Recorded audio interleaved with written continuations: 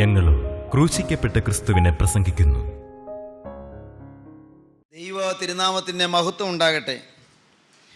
ലൂക്കോസിൻ്റെ സുവിശേഷം 14 അധ്യായം 14 വാക്യം.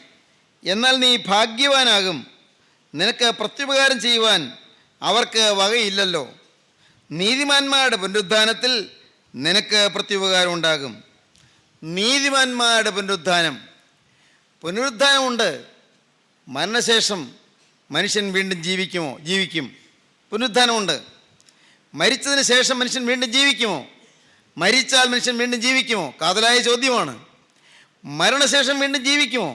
ജീവിക്കും. പുനരുദ്ധാനമുണ്ട്, ഉയർത്തെഴുന്നേൽപ്പുണ്ട്. എന്നാൽ വചനം പറയുന്നു, നീതിമാന്മാരുടെ പുനരുദ്ധാനമുണ്ട്, ദുഷ്ടന്മാരുടെ പുനരുദ്ധാനമുണ്ട്. രണ്ടും ഒരുമിച്ചല്ല. മരിച്ചവരെല്ലാവരും ഉയർക്കും. പക്ഷേ നീതിമാന്മാർ ഉയർക്കുമ്പോൾ അപ്പോൾ ദുഷ്ടന്മാർ ഉയർക്കുകയില്ല. അഥവാ മാനസാന്തരപ്പെട്ടവർ ഉയർക്കുമ്പോൾ മാനസാന്തരപ്പെടാത്തവർ ഉയർക്കുകയില്ല. അല്ലെങ്കിൽ വിശുദ്ധന്മാർ ഉയർക്കുമ്പോൾ വിശുദ്ധീകരണം പ്രാപിക്കാത്തവർ ഉയർക്കുകയില്ല. വിശുദ്ധന്മാരുടെ ഉയർപ്പിന് തിരുവചനം പറയുന്ന വാക്ക് ഒന്നാമത്തെ ഉയർത്തെഴുന്നേൽപ്പ് എന്നാണ്, ഒന്നാമത്തെ പുനരുത്ഥാനം. എന്നാൽ മാനസാന്തരപ്പെടാത്തവർ, വിശുദ്ധരായി തീരാത്തവർ, ക്രിസ്തുവിൻ്റെ തിരുരക്തത്താൽ വീണ്ടെടുക്കപ്പെടാത്തവർ, ക്രിസ്തുവിൻ്റെ തിരുരക്തത്താൽ വിശുദ്ധരായി തീരാത്തവർ, അവർ ഉയർത്തെഴുന്നേൽക്കുന്നത് രണ്ടാമത്തെ പുനരുത്ഥാനമാണ്. അതിനെക്കുറിച്ച് വെളിപ്പാട് പുസ്തകത്തിൽ വ്യക്തമായി പറയുന്നുണ്ട്. വെളിപ്പാട് പുസ്തകം 20 അധ്യായത്തിൽ അതിനെക്കുറിച്ച് പറയുന്നത് ഇങ്ങനെയാണ്.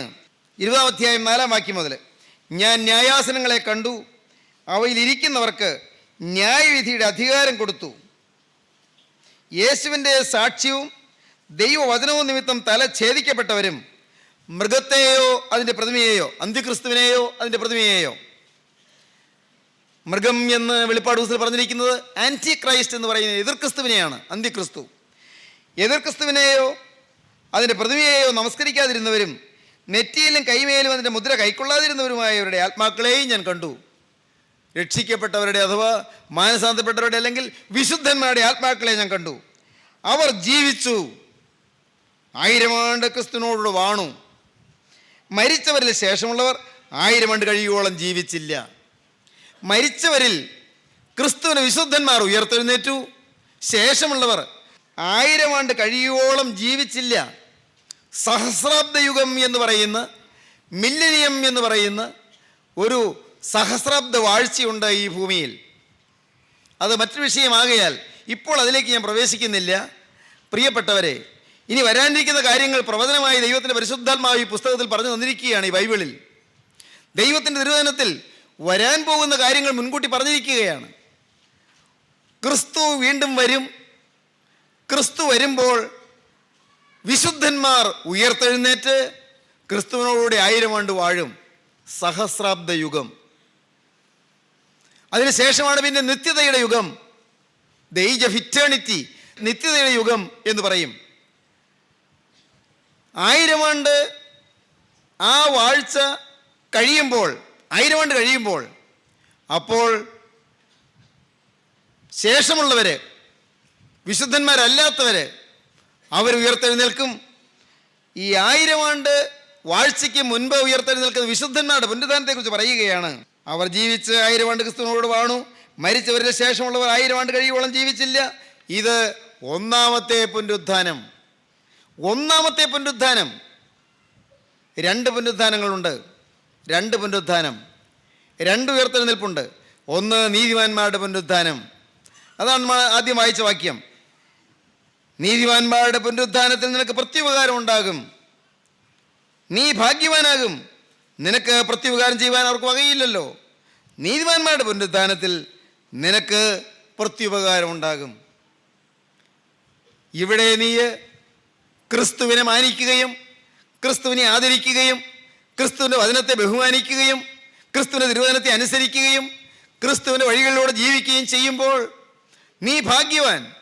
കാരണം നിനക്കിന്ന് ആക്ഷേപമുണ്ട്, ഇന്ന് പരിഹാസമുണ്ട്, ഇന്ന് ഈ ലോകത്തെ ബഹുമാന്യത കിട്ടുന്നില്ല, ആദരവ് കിട്ടുന്നില്ല, തെറ്റിദ്ധാരണകൾ പെരുകുന്നു, പലരും നിന്നെ പരിഹസിക്കുന്നു, പലരും നിന്നെ കളിയാക്കുന്നു. ഈ ലോകത്ത് അപഹസനങ്ങളും അവഹേളനങ്ങളും നിനക്ക് നേരിടേണ്ടി വരുന്നു. പല ദുരിതങ്ങളും പല പീഡകളും പല യാതനകളും പല വേദനകളും നിന്നെ അലട്ടുന്നു. ശരിയാണ്, എന്നാൽ നീ ഭാഗ്യവാനാണ്. ഇവിടെ ഈ ലോക ജീവിതം കഴിഞ്ഞ് ഒരു നാൾ നീ നീതിമാന്മാരുടെ പുനരുത്ഥാനത്തിൽ ഉയർത്തെഴുന്നേൽക്കും. നീതിമാന്മാരുടെ പുനരുത്ഥാനം, അതാണ് ഒന്നാമത്തെ പുനരുത്ഥാനം. ഒന്നാമത്തെ പുനരുത്ഥാനത്തിൽ പങ്കുള്ള മനുഷ്യനെക്കുറിച്ച് തിരുവചനം വീണ്ടും പറയുന്നു. ഇത് ഒന്നാമത്തെ പുനരുത്ഥാനം. ഒന്നാമത്തെ പുനരുത്ഥാനത്തിൽ പങ്കുള്ളവൻ ഭാഗ്യവാനും വിശുദ്ധനുമാകുന്നു.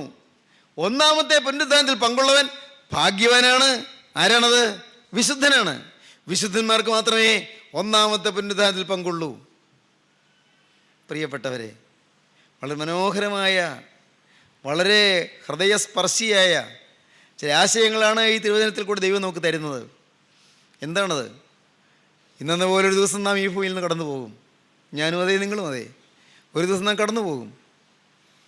കാലങ്ങൾ മുന്നോട്ട് പോകുമ്പോൾ, വിശുദ്ധന്മാർ ഉയർത്തെഴുന്നേൽക്കുമ്പോൾ, ഞാനും ഉയർത്തെഴുന്നേൽക്കണം, നിങ്ങൾ ഉയർത്തെഴുന്നേൽക്കണം. അതിനുള്ള വചനമാണ് നീ തരുന്നത്. അതിനുള്ള വചനമാണ് വാസ്തവത്തിൽ സുവിശേഷ പ്രസംഗങ്ങളെന്ന് പറയുന്നത്. സഭ മാറ്റാനല്ല, സമുദായം മാറ്റാനല്ല, കക്ഷി മാറ്റാനല്ല, പള്ളി മാറ്റാനല്ല, ഇടവക മാറ്റാനല്ല, മതം മാറ്റാനല്ല, ജാതി മാറ്റാനല്ല. സുവിശേഷം എന്തിന്?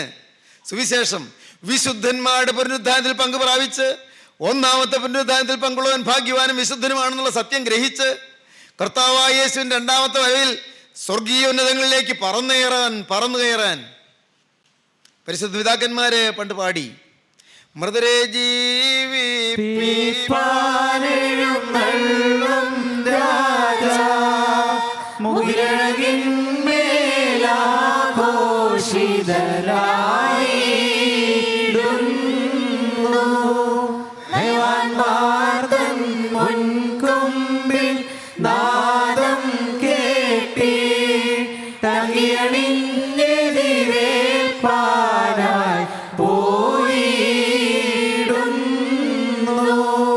മരിച്ചവരെ ഉയർത്തെഴുന്നേൽപ്പിക്കാൻ, മൃതരെ ജീവിപ്പാൻ എഴുന്നള്ളുന്ന രാജാവ്, വീണ്ടും വരുന്ന രാജാധിരാജാവായ കർത്താവായ യേശു മുകിലഴകിന്മേൽ, മേഘങ്ങളുടെ ശോഭയിന്മേൽ ആഘോഷിതനായി ഇടുന്നു.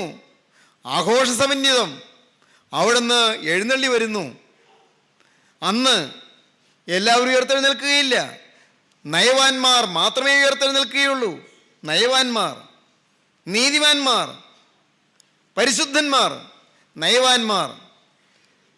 പിതാക്കന്മാർ തന്നെ പാടി, നയവാൻ പന പോലെ തളിർത്തിടുമേ, വളരുമവൻ ലെബനോന്റെ കാരകിൽ പോൽ, വൃദ്ധതയിലും അവർ തളിരിട്ട് തളിച്ചിടുമേ, വർദ്ധിക്കും അവർക്ക് പുഷ്ടികളും.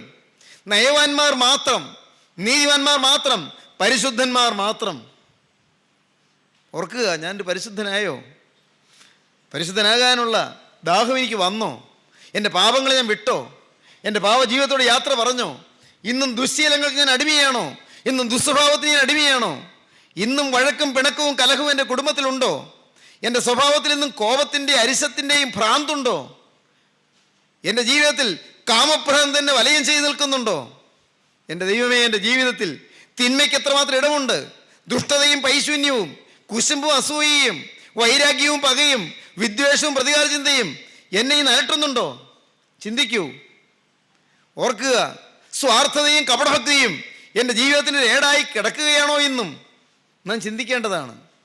നയവാനായില്ലെങ്കിൽ എനിക്ക് ആ ഒന്നാമത്തെ പുനരുത്ഥാനത്തിൽ പങ്ക് കിട്ടുകയില്ല. നയവാന്മാർ തൻ യേശുക്രിസ്തുവിൻ്റെ മുൻ വരവിൻ്റെ മുൻപുള്ള കൊമ്പിൻനാദം കേട്ടിട്ട്, കാഹളനാദം കേട്ടിട്ട്, തൻ മുൻ കൊമ്പിൻനാദം കേട്ടിട്ട് അങ്കി അണിഞ്ഞ് ശോഭയുടെ നീതി വസ്ത്രം ധരിച്ചുകൊണ്ട്, മഹിമാവിൻ നീരാളം ചാർത്തിക്കൊണ്ട്, സ്വർഗീയ തേജസ്സിൻ്റെ പട്ടുവസ്ത്രം ധരിച്ചുകൊണ്ട്, നീതിയിൻ അങ്കി ധരിച്ചുകൊണ്ട് അങ്കി അണിഞ്ഞ് എതിരേൽപ്പാനായി മധ്യാകാശത്തിലേക്ക് പറക്കും.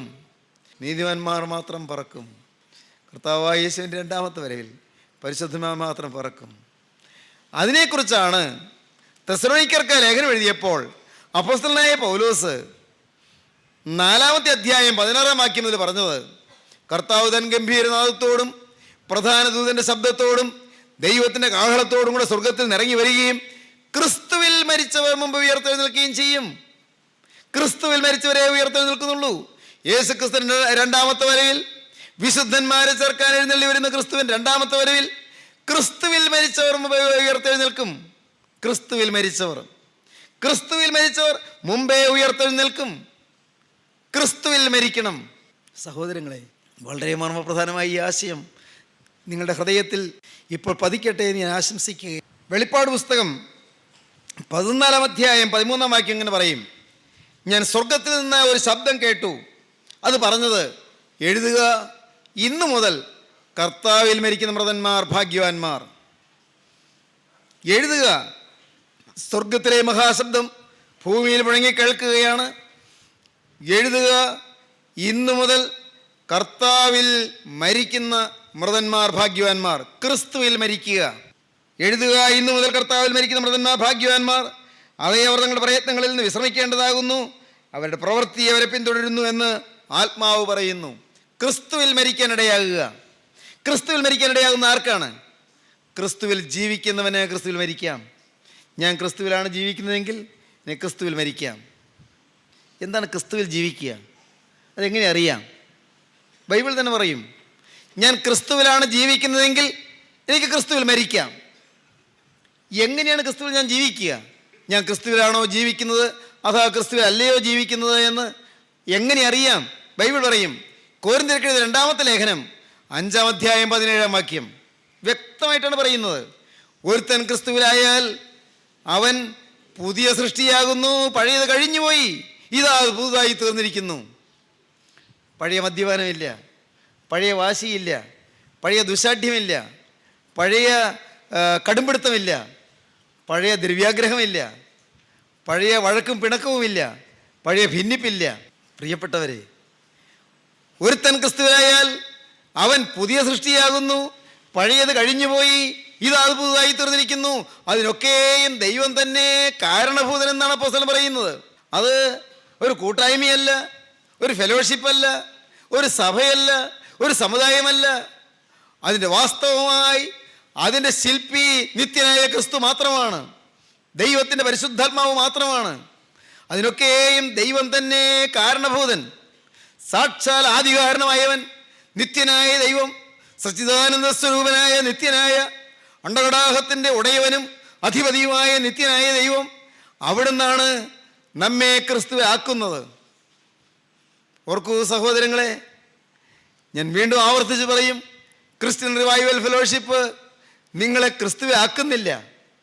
നിങ്ങൾക്ക് വഴി കാണിച്ചു തരും, വഴി ചൂണ്ടിക്കാണിച്ചു തരും. ഭൂമിയിൽ ഒരു വിശുദ്ധനും നിങ്ങളെ ക്രിസ്തുവിലാക്കുന്നില്ല. വഴി കാണിച്ചു തരും, വഴി ചൂണ്ടിക്കാണിച്ചു തരും. ക്രിസ്തുവിൽ നമ്മെ ആക്കുന്നത് നിത്യനായ ദൈവം മാത്രം. അതിനൊക്കെയും ദൈവം തന്നെ കാരണഭൂതൻ. സഭകളും സമുദായങ്ങളും കൂട്ടായ്മകളും ഫെലോഷിപ്പുകളും ദൈവത്തിൻ്റെ പരിശുദ്ധന്മാരും എല്ലാം മുഖാന്തിരങ്ങളാണ്. ഓർക്കൂ ദൈവമക്കളെ, ആശ്രയിപ്പാൻ യോഗ്യനായി ഒരുവനേ ഉള്ളൂ, അത് കർത്താവായ യേശു ക്രിസ്തു മാത്രം. ദൈവത്തിന് സ്തോത്രം. നിങ്ങൾ നോക്കൂ ഈ ക്രിസ്തുവിലേക്ക്. ഞാൻ ക്രിസ്തുവിലായോ? ഞാൻ പുതിയ സൃഷ്ടിയായോ? ഞാൻ പുതിയ മനുഷ്യനായോ? എൻ്റെ സ്വഭാവം മാറിയോ? എൻ്റെ പഴയ പ്രകൃതം മാറിയോ? എൻ്റെ ഉഴപ്പ് സ്വഭാവം മാറിയോ? സിനിമയോടുള്ള ആസക്തി മാറിയോ? ചീത്ത പടങ്ങളോടുള്ള താല്പര്യം മാറിയോ? കഞ്ചാവ്, ഹാൻഡ്സ് മുതലായ ഈ വസ്തുക്കളോട് എൻ്റെ മനോഭാവം ഇപ്പോൾ എങ്ങനെയാണ്? താല്പര്യമാണോ? മാതാപിതാക്കളെ ഞാൻ അനുസരിക്കുന്നുണ്ടോ? ഞാൻ പഠിക്കുന്നൊരു വിദ്യാർത്ഥി, ഞാൻ ശരിയായിട്ട് ഞാൻ ഉഴപ്പാതെ ഞാൻ പഠിക്കുന്നുണ്ടോ? അതോ ഞാൻ അലസമായി ജീവിതം കളയുകയാണോ? പൈസ ഞാൻ അനാവശ്യമായി ചെലവഴിക്കുകയാണോ? എൻ്റെ ദൈവമേ, ഞാൻ എൻ്റെ ജീവിതത്തിൽ ഇതുവരെയും നേടേണ്ടത് നേടിയോ? ക്രിസ്തുവിലായോ?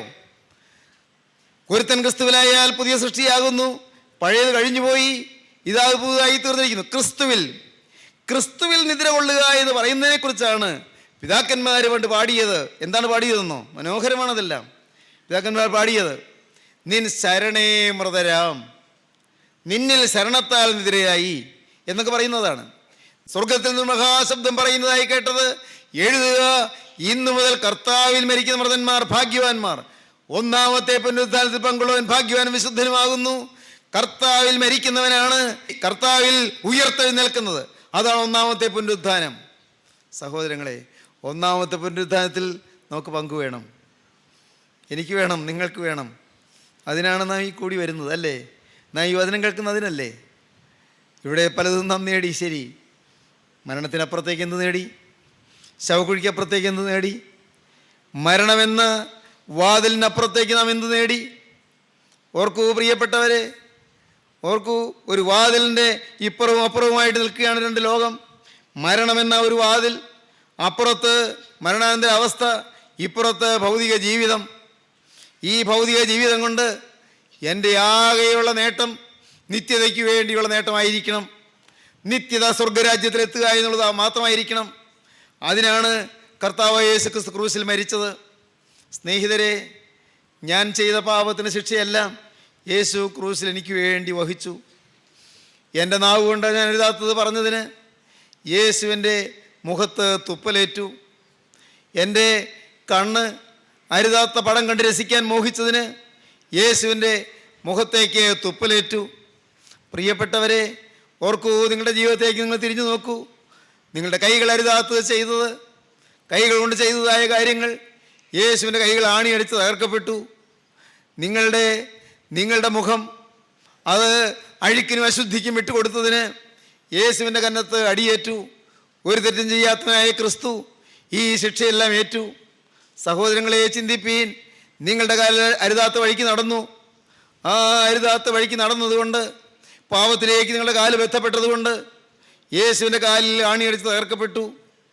ഓർക്കൂ, നിങ്ങൾ ആർക്കെങ്കിലും എതിരായി വലുത് എഴുതിയോ? അല്ല. സഹോദരങ്ങളെ, ആരെങ്കിലും വഴിതെറ്റിക്കാൻ തക്കവണ്ണം നിങ്ങൾ എന്തെങ്കിലും എഴുതിയോ? ഏതെങ്കിലും പാവപ്പെട്ട പെൺകുട്ടിയുടെ വഴിതെറ്റിക്കാൻ തക്കവണ്ണം അവളെ വ്യാമോഹിപ്പിക്കുന്നതായ വാക്കുകളും പഞ്ചാര വാക്കുകളും എഴുതി പഠിപ്പിച്ചോ? യേശുവിൻ്റെ കൈകളിൽ ആണിയടിച്ച് തകർക്കപ്പെട്ടു. ശിക്ഷ യേശു ഏറ്റു. നിങ്ങൾ ജീവിതത്തിലേക്ക് തിരിഞ്ഞു നോക്കൂ. അരുതാത്ത ചിന്തകൾ നിങ്ങളുടെ ഹൃദയത്തിൽ വന്നോ? നിങ്ങളുടെ ബുദ്ധിയിൽ അരുതാത്ത ചിന്തകൾ വന്നോ? വിചാരത്തിൽ പാപം വന്നോ? ഈർഷ്യയും മുഷിച്ചിലും ഇഷ്ടക്കുറവും നിങ്ങളുടെ ചിന്തയിൽ വന്നോ? മറ്റുള്ളവരെ വിധിക്കുകയും മറ്റുള്ളവരെ ദുഷിക്കുകയും ചെയ്യുന്ന പ്രവണത നിങ്ങളുടെ ചിന്തയിൽ വന്നോ? യേശു ക്രിസ്തുവിൻ്റെ ശിരസിൽ മുൾമുടിയേറ്റു. ഓർക്കൂ, ഇന്ന് ഇത് കേട്ടുകൊണ്ടിരിക്കുമ്പോൾ നിങ്ങൾക്ക് നിങ്ങളെ തന്നെ കാണാം. ക്രിസ്തു നിങ്ങൾക്ക് വേണ്ടി ക്രൂസിൽ മരിച്ചിരിക്കുന്നു. നിങ്ങളുടെ സകല പാപവും പോക്കി നിങ്ങളെ ശുദ്ധീകരിപ്പാനും നിങ്ങളെ ക്രിസ്തുവിൽ ജീവിപ്പിക്കാനും ക്രിസ്തു ഇന്ന് നിങ്ങൾക്ക് വേണ്ടി ജീവിക്കുന്നു. ക്രിസ്തുവിൽ ജീവിക്കൂ, പുതിയ സൃഷ്ടിയാകൂ, ക്രിസ്തുവിൽ മരിക്കാം, ഒന്നാമത്തെ പുനരുദ്ധാനത്തിൽ പങ്കുള്ളവരാകാം. നമുക്ക് പ്രാർത്ഥിക്കാം. കരുണയുള്ള കർത്താവേ, ഈ നല്ല ദിവസത്തിനായി ഞങ്ങൾ നിന്നെ സ്തുതിക്കുന്നു. അവിടുത്തെ ജീവന്റെ തിരുവചനങ്ങൾക്കായി ഞങ്ങൾ നിന്നെ സ്തുതിക്കുന്നു. അവിടുത്തെ സ്വർഗീയ അരുളപ്പാടുകൾക്കായി ഞങ്ങൾ നിന്നെ സ്തുതിക്കുന്നു. എൻ്റെ നാഥ, അവിടുത്തെ കൃപയുടെ വഴികൾ ഞങ്ങൾക്ക് മനസ്സിലാക്കി തരുന്നതിനായി ഞങ്ങൾ നിന്നെ സ്തോത്രം ചെയ്യുന്നു.